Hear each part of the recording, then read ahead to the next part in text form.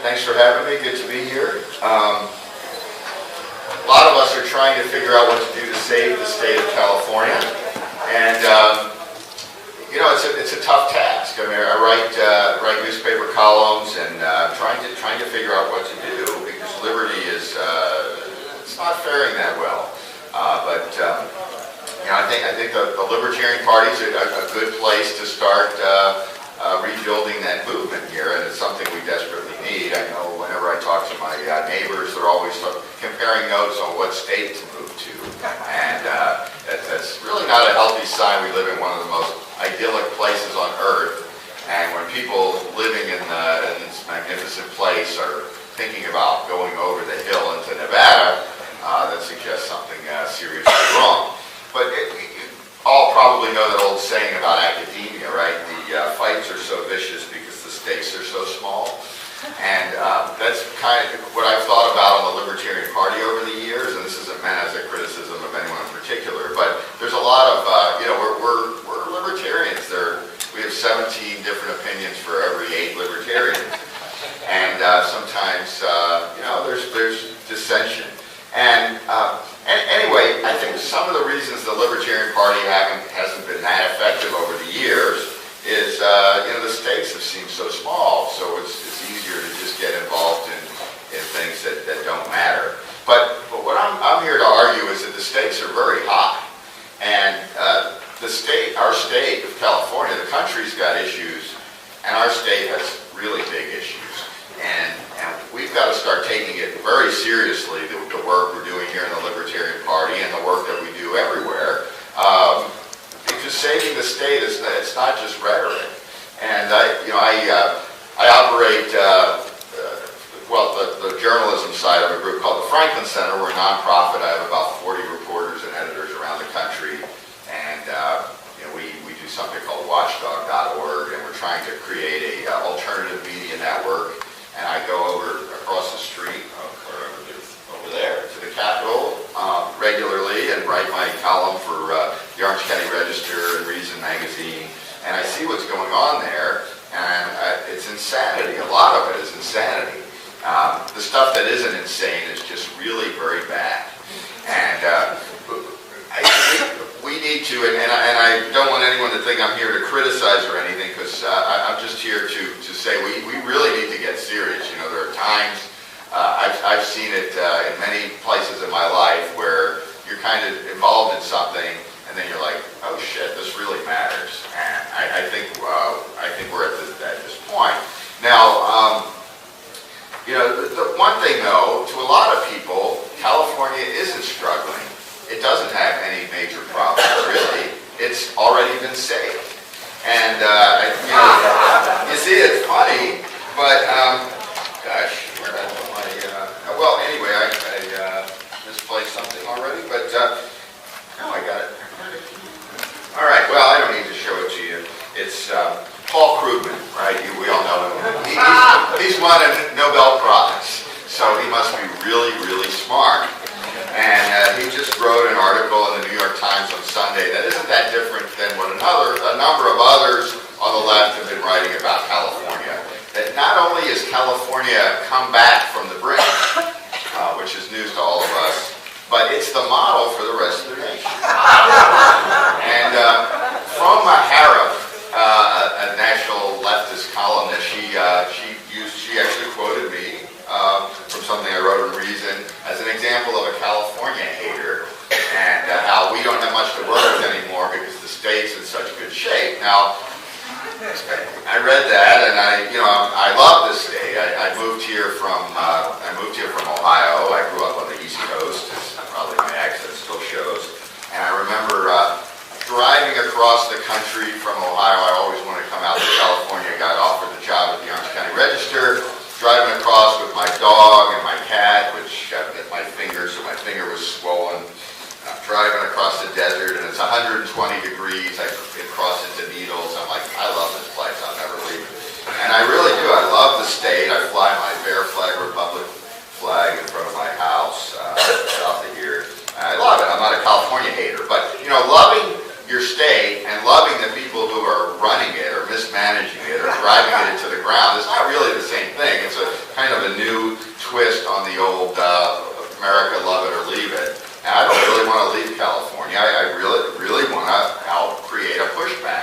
So, but here, let me go back to Paul Krugman.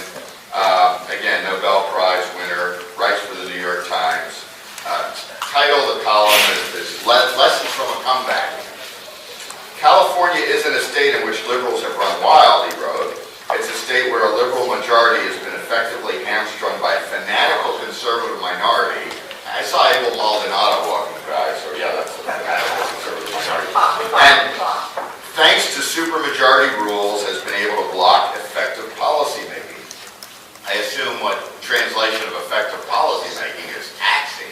Yes. And so that's his view on it. And again, here's his idea of effective policy making. Quote, at this point, the state's GOP has fallen below critical mass, no question there, losing even its power to obstruct. And this has left Governor Brown free to push an agenda of tax hikes and infrastructure spending. He means that in a good way. That sounds remarkably like the kind of thing California used to do before the rise of the radical right. Now, I don't know. This seems crazy. I go up to the Capitol a lot, and I don't think many of the Republicans there would be defined as members of the radical right. He mocks the idea of, he said basically right-wingers have created public employees as the new boogeyman. Because I wrote a book, Plunder, about public employees, so I must be part of that right-wing wall. And that we've also alleged that environmentalists were crippling the state's growth, which, of course, if you listen to Governor Brown and the Democrats, they've been saying CEQA, the California Environmental Quality Act, has been crippling the state's growth by stopping projects. So, maybe they're radical right-wingers too. But anyway, you've heard this before. The left is driving this narrative, and their narrative. Now, I'm not saying the right doesn't have its own stupid narratives, so we can get to that later. But the left is driving the narrative that the state is saved and it's fine, and it's so fine that we need to be, an example to the rest of the country. So I always say I'm not going to leave California. It'd be too painful to watch it happen somewhere else. So anyway, so why is this important? Why do I even mention Paul Krugman? And because for obvious reasons, they're pushing an agenda of expansive, uncontrolled government spending and power. And they have the upper hand here, and it's destroying the state. So the crux of the argument of those who say California's back is that, okay, we raise taxes.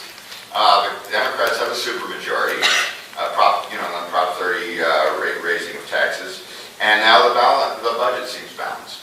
Well, it does temporarily, but that's only because the legislature hasn't physically been back in session long enough to pass enough bills to squander it yet. I mean, and if you look at the bills that are coming through, believe me, the restraint there is not going to be long held. Also, take a look as the tax revenue projections come in this month, because a lot of business voters actually change their behavior. I know that's a radical thought. We have a Department of Finance that assumes, and they really do, they assume that no matter what you do to the numbers, the tax rates, that no one changes their behavior. So we'll all just keep on the treadmill no matter how much they take out of us. So wait, we'll see that those numbers probably, I don't know for sure, are not going to be as good as we think.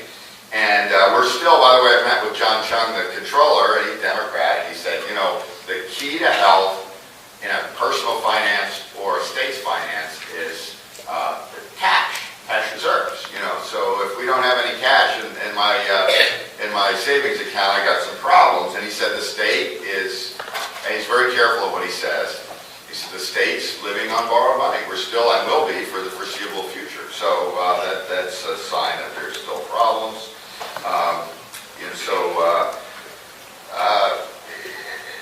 It's not fixed. And I want to mention I was talking to a Democratic state senator who was at a confab just across from the Capitol somewhere, and he said everyone was saying, the governor and others were saying, it was Darrell Steinberg saying, we've got to be careful, we've got to be restrained now that we have supermajorities. And then they all agreed and ran back to the Capitol and started spending and authoring bills that would increase spending and taxing as quickly as possible. And yes, Prop 13 is on the table. They probably won't be able to do anything about the protections for homeowners, but the commercial property is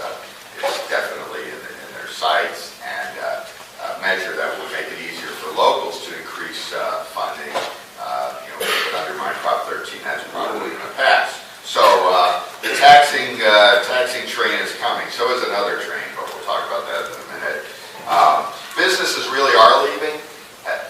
When I talk to folks all the time, and they say, oh, no, they're not really leaving. I remember when Richard Alarcon, the state, he was the Democratic majority leader. While he was Democratic majority leader, he was asked about the businesses leaving, and he said, well, it's okay, they can go rip off some other states. So I always thought that was kind of epitomized the leadership's view of businesses. They rip us off. So businesses are leaving. A lot of times, like there's the group that's done studies and said, no, they're not really leaving. But actually, a lot of businesses are not shutting down their main headquarters. I mean, the CEOs still like to live on the California coast, but they're not expanding jobs here. They're expanding them in other countries and other states. And, middle class and wealthy people are leaving. We know it, right? We talk to people all the time. I went to a press conference at a business that was closing in Vernon, right there in central Los Angeles. And there were all sorts of people from the industrial park talking about which state, not whether they're going to move, which state they're planning on moving their business to. Not a good sign. So I met with California Manufacturers and Technology Association people, and they talked about how, the state has roughly the same job numbers it's always had, despite the huge unemployment rates, but the new jobs are low-paid jobs without benefits, and the old jobs were high-paid manufacturing jobs with benefits, and a lot of that is due to some of the regulatory policies here, the unaccountable agencies, and as you can tell, I promise this is going to be an uplifting and positive talk, and I'm getting there. But we just have to be realistic, though, about the state's problems. So we have, I did a story on AQMD trying to claim that pollution is such a bad thing, from the fire pits at the Newport Beach Ocean, the California tradition, and that they're going to shut those down, which is pretty silly, right? And a fairly unaccountable agency, the California Coastal Commission, which has, untraveled authority over development decisions along the beach. The California Air Resources Board, they send out press releases every time they fine a business, and they've got this celebratory language. And I'm like, well, maybe occasionally they have to be engaged in some sort of regulatory action, but do you send out a press release just excitedly talking about the $300,000 fine you put on a trucking company for a technical violation of the law? This is not good. We have our first in the nation AB 32, the global warming law. I met with food processors down in Fresno who were, talking about the problems that's imposing on them. But Paul Krugman, he blames the national economy and, of course, greedy Wall Street for the housing collapse. Of course, California's housing collapse was more severe than most other states, and one of the reasons that doesn't get talked about so much is we have these absurd growth controls. So if we know why the easy money, the increase in demand, people were looking for houses. So in normal parts of the country, the builders go and they see a demand for more housing, and they go and they get the permits and they build housing, and then people buy the houses. Prices go up a little. If you look at the charts, like in places like Houston and places in the Midwest, the prices went like this, right? They went up below. Because builders were able in a reasonable time to build more houses. In California, there's so many years of lead time, and I saw this when I was reporting in Orange County, and it's worse in the Bay Area, as we know. It's just so many years, and so many hassles, and then the myriad officials decide that really we need the new urbanism. You have to cram people together in a smaller footprint, and you know what it's like to build houses here. So anyway, what happened? People went over the hill into the Central Valley or the high desert in Southern California, built all these awful, not awful, but I mean, in terms of what the left thinks, these awful neighborhoods, and then we saw the big collapse. So anyway, Krugman doesn't talk about that. And yes, the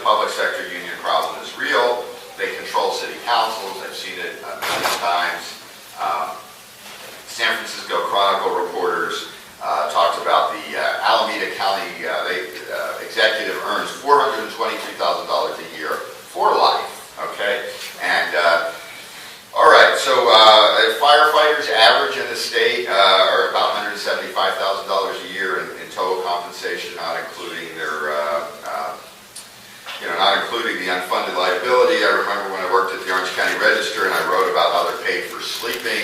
The union rep came in and he demanded a correction. He said, we're not paid for sleeping, we're paid while sleeping. Correction granted. Absolutely, any day of the week. And then in Stockton, I've been down in Stockton. I sat through the bankruptcy, at least part of the bankruptcy trial, which actually took place at the federal courthouse here in Sacramento. I own a couple of investment properties in Stockton, which bought for a few cents on the dollar. I think real estate's kind of free down there right now. And so I know the city. I actually like the city. It's a city that's being destroyed by the fact that the public services are not being provided, right? And well, there you got cops there earning $150,000 a year on average. They had what one of the city council members called a Lamborghini health plan, where essentially there are no co-pays, no contributions. If you work for the city for 2 months, in many cases, you and your loved ones get health care for life. Well, who can afford that, right? So no wonder there are shopping carts everywhere, and you only can get police to your house if there's blood in the streets. In my view, it's usually best not to get police coming to your house anyway, but still, it's a problem. And, a friend of mine down in Fullerton, remember, this is a positive speech, I'm getting it. A friend of mine who's a libertarian down in Fullerton, he spent $200,000 of his own money to recall the 3 goofball Republicans who were all police union hacks who were running the city council. And he succeeded. But then the police unions came back, with a vengeance, and they undid everything in the last election cycle. So my point there is very hard, even with a large investment by a heavily interested libertarian in a community, to fight back and sustain a victory, because the unions, they're like rust, they never sleep, they just keep coming back, they've got lots of power. And we have, according to this noted right-wing institution, Stanford University, a $500 billion unfunded pension liability in California. I mean, those are serious numbers.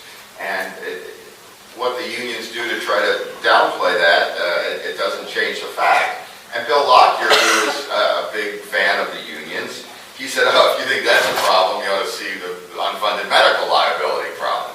So no wonder we have municipal bankruptcies. And in Stockton, they basically decided to stiff the bondholders and leave the bondholders who gave them pension obligation bonds. So that's just really, it's too rich. And leave CalPERS, they're leaving CalPERS alone. And that's their biggest creditor, because there's nothing more important than providing these outsized pension benefits. So that's how city officials think. I mean, you can't make a lot of this stuff up. In Newport Beach, one of my colleagues over at the Orange County Register reported that they have a number of lifeguards. Now, this is a lifeguard at Newport Beach, right? That's not the toughest assignment. Making more than $200,000 a year, and they get pension benefits, the 3% at 50, so they can retire with 90% of their final year's pay at age 50, and that's before the myriad pension spiking gimmicks. And of course, the Sacramento Bee, they coined the term chief's disease. I have never met a police chief who is not retired on a disability, and it's true. I have never, and I will take anyone out to lunch who can introduce me to one of those people. There was one in Irvine who dropped a briefcase on his toe, and that was just, I'm not making this up.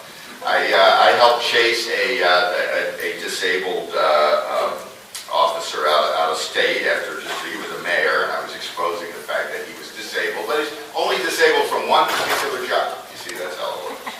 So anyway, and then we've got civil liberties issues. I mean, driven by the union problems. I mean, this manhunt for Christopher Dorner, when police are opening fire on people driving the wrong color truck, the wrong model truck, the wrong make truck.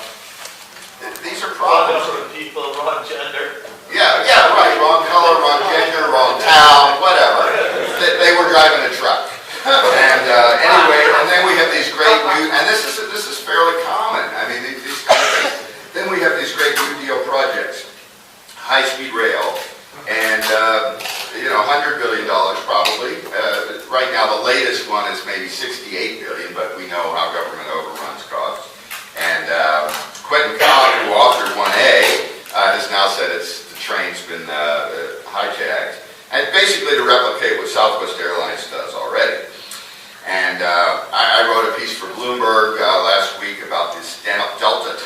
project. It's just $39 billion to change the flow of the Delta to save a bait fish from the pumping stations out in Tracy.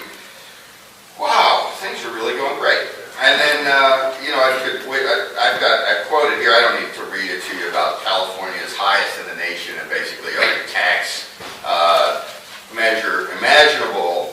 And then Mercatus has done the Freedom Index, and California ranked, as you could imagine, you know, when I saw the index, I went right to the bottom and said, is it 49th or 50? Yeah, it's 49. New York's worse, and they don't have palm trees in New York. So, according to Mercatus, California not only taxes and regulates its economy more than most other states, but also aggressively interferes in the personal lives of its citizens. So this whole idea that we're this, you know, a socially liberal state, it's not really true. The government intrudes on everything, from taking our money to toughest zoning laws, land use restrictions, I know that, abuse of eminent domain. My first book was on eminent domain abuse and was shocked by it, and regulatory taking, and on and on and on. We all kind of know this stuff, but I thought I'd condense it into one short place so that we know that these are actual problems. And just because we're getting boiled slowly doesn't mean that we don't have serious problems. So forget Krugman and those folks. If we're the model for the nation, Costa Rica's looking pretty good. But I think the state is worth saving. It's a wonderful place, and it really is. And you know, freedom is not in good shape. And you know, the economics of what we're seeing, this sort of progressive type of socialism, are not working. You know, Republicans are not doing the job. You know, they're fading away here, and they often have not been friends of liberty. I mean, we know that, but a lot of people outside this room don't know that. That they, you know, the law and order policies that have been promoted by Republicans have led to some of these union problems that I've described. A lot of the Republican pension reformers that I talk to now, they're the ones who voted for these retroactive pension deals. They've been, their views on immigration have not been freedom friendly on drugs. I mean, you know, when I've had discussions with Republicans about, you know, at least on medical marijuana, no, it's not really medication. And what it is, I mean, it's crazy, but that's how they are. So they're not going to be friends of liberty, and the big business community often I found have not been friends of liberty, or they never are really. I mean, they're only in favor of liberty when it benefits them personally, and then when it doesn't, they're against it. And of course, unions used to be the subsidiary of the Democratic Party. Now the Democratic Party is the subsidiary of the public sector unions, and it's not an exaggeration. Look at the folks who are leading in Sacramento. Darrell Steinberg was an SEIU attorney. John Perez was, his claim to fame was leading the United Food and Commercial Workers strike in Los Angeles. The leadership of the Democratic Party comes right out of the union movement. So it's not that the unions have bought the legislature, it's that they are the legislature. And of course, every board and every commission, and we have all sorts of agencies here that no one knows about or no one pays attention to, these various different myriad boards that we have fantasies of taking over at some point. They're already taken over by the unions. I went to a school board meeting once in Fullerton, and I remember going in there, and there were about 3 members of the public plus me, and then there were about 40 people in their T-shirts, their union T-shirts. And guess whose side won on the issues that was at stake that day. So anyway, neither party has any consistency. They just have different bundles of issues driven by their various interest groups and histories. We have the right bundle of issues. Okay, we're getting to the good news. Okay, so you all agree with me and realize that the state's at a crossroads. It seriously is. I feel as if that after the last election, people kind of gave up. It's never going to get better. So we're at a crossroads, and neither of the major parties is really well poised to advance our issues. And I've met a number of the new Republican legislators, and I'm not going to say they're necessarily bad, but I don't consider any of them making a really strong case for liberty. So those parties don't have any consistency. We have the right message. parties have failed, and it's an opportunity. So out of disaster comes opportunity. And the question is, how do we take advantage of it? And like I was on a radio show today, and they wanted to know, the host, so what do we do about it? I said, I have no idea. I mean, it's hard to know. There is no simple idea. We just try lots of different things. And that's part of it. And this is one of those things we need to try, which is to get active and to try to put liberty on the agenda at the very least. Win some elections. I think we could do some serious things, but it's nothing worthwhile is easy. So I've got some suggestions that I thought of. Some of it might sound trite because we've all been talking about these issues for years, but just things to get us thinking, right? I don't have a definitive answer, but I think we need to focus on the important stuff. I mentioned earlier the stakes could sometimes seem so small, so our fights could be so vicious. I think we could agree that most of us agree on most things, so we ought to work together on most things. And it's perfectly okay to have a debating society. That's what bars are for. And those are good places for bar. And I don't have any reason, people can debate and discuss. It's part of the process. I'm not saying that we follow a party line, but, I think we've got so much work to do that the debates ought to take second to the hard work. And the party's filled with successful people. So, we need to contribute your talents to help out. So we ought to look for ways that we can help out. And we believe in, who was it who spoke about chaos? Well, we're good at chaos.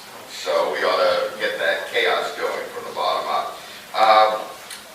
We all ought to think about helping out financially, right? I mean, it's just something, if you care about something, that's something that would be helpful. Serious parties and serious states, big states, need resources to operate. Okay, I believe, and I've long said this, and again, some of these are just top of my head and mostly, trite and you've all thought of it. But, we focus on local elections. I do think that the officially nonpartisan nature of city councils, and I know that they're not actually nonpartisan, right? I mean, the Republicans are very active and the Democrats are very active, but you don't have, they are technically nonpartisan, and it does give a candidate from a non-major party a pretty fair shot to have a chance. So my friend Chris Norby, pure Libertarian, who got elected to Fullerton City Council, and of course city councils are the breeding grounds for, or the training grounds, not the breeding grounds. I have breeding grounds for boards of supervisors, assembly, state senate. So he went up to board of supervisors where he was a pretty pure Libertarian, and then an assembly member. He recently lost his second term election, but he's a serious Libertarian, and the other Republicans came to respect him for that.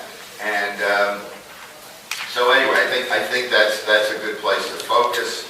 I will always be disappointed once we get candidates in office, but that's life in a party. And I'll quote Mencken here. He says, "It's inaccurate to say that I hate everything. I'm strongly in favor of common sense, common honesty, and common decency. This makes me forever ineligible for public office." Nevertheless, so this is a political party, and we should try to get people in office. And then when people are running, I mean, the only candidates I've seen that win of any party are people who engage in retail politics, door to door, raising money, all that stuff that's no fun. And a lot of candidates that I know, Republicans and Democrats, they don't win on the first try, the second try, the third try. Sometimes it takes 4 tries to win office. So we just need to embrace some of those lessons. I think sometimes when we're talking to groups outside non-libertarians, I've seen that libertarians sometimes have the tendency to focus on the issue that's most likely to offend rather than the issue that's most likely to be we're in agreement with. And my old boss at the register, she'd say, everyone's with us on the 25% of the issues that they care about most. So I'm not saying we hide what we believe, but when you're talking to a group, it's probably best when you're running for office to focus on that 25% in which we are in common agreement. That's what successful parties do because they actually have high identify states, we need to do that too. And,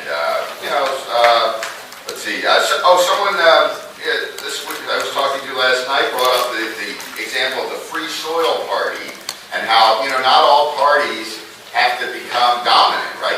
Their issues can get co-opted by the other parties. So I think that's a good starting point, focusing on issues that the other parties have to co-opt, or else they might be afraid of losing an election because we might steal just enough portion that they'll lose. So, those are just some of the thoughts, and of course we keep debating and discussing and energizing activists, and but the state is in a crisis, as I focused on. These folks who say it's not are delusional, or actually they're not delusional, they have an agenda, and it's a very bad agenda. And the Libertarian Party, I don't think it's the vehicle for saving the state, but certainly can be one important vehicle for saving the state. And Libertarians over the course of our lives have faced tougher challenges than we have here. Some of the, think of Libertarians who were functioning in Europe in the 30s and 40s, and there have been worse times. So, and paradigm shifts, and leadership matters. People who are good leaders can sway people. I mean, we see what happened with Rand Paul and the filibuster, where I forget who it was. Someone was telling me that when they saw that, people were actually excited, like genuinely excited by what was happening. So that kind of excitement can happen, and we're just charged with, I think, creating that groundswell. And I think if we get some city council people in place who can take leadership roles in their city, just talk to people who are running for city council. I'm like, most city councils I've covered, there are differences of opinion, but they're pretty unanimous on the major issues. So I argue that if we just get one person on each council who thinks somewhat like we do, then at least we're informed, right? Then they get the staff report and they publicize them. They say, hey, these folks are planning eminent domain over here. And that's enough to kill things, because things are done, most decisions at city councils are made, 90% of them are made behind the scenes, not in some conspiratorial situation. I'm not suggesting that. And most of these council members are very careful to follow the Brown Act, although I did catch one city council that thought that if they got in a van and drove around the city together and had their meeting on the van, that wasn't a violation of the Brown Act. It was, and it was really funny and embarrassing for them. Another city council member, I won't mention the city because it's unfair, Garden Grove. They went to Las Vegas and they had a meeting with the casino operator there. I thought that it got them under. So anyway, they follow those things, but most of the decisions are pretty much pre-made, and then what happens in the public meeting is really just window dressing. But if you got somebody on a council, they can blow the whistle on some really bad stuff. So anyway, I just thank you for having me, and just encourage you